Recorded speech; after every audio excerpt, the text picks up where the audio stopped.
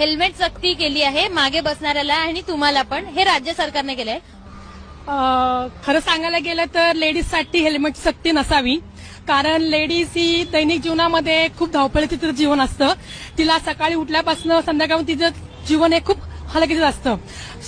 मुलांची शाळा असते, क्लासेस असतं, पोरींचे कॉलेजेस असतात, त्यांचं काय ना काय ते चालूच असतं.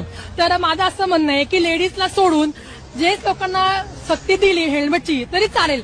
कारण लेडीजच्या मागे प्रपंच भरपूर आहे.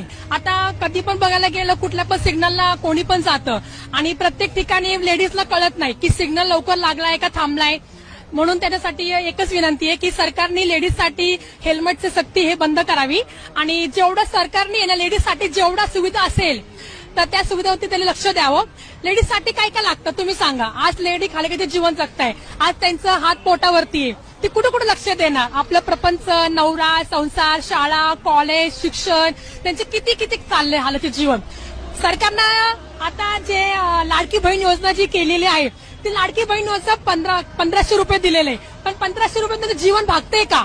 1500 मध्ये काय काय येणार आहे? लेडीजसाठी हेल्मेट नकोच आहे. सेफ्टीसाठी हेल्मेट सक्ती करण्यात. हेल्मेट ही सेफ्टीसाठी आहे पण लेडीजसाठी नकोय. ती सक्तीची आहे पण हेल्मेट हे पुणेकरांसाठी नकोय.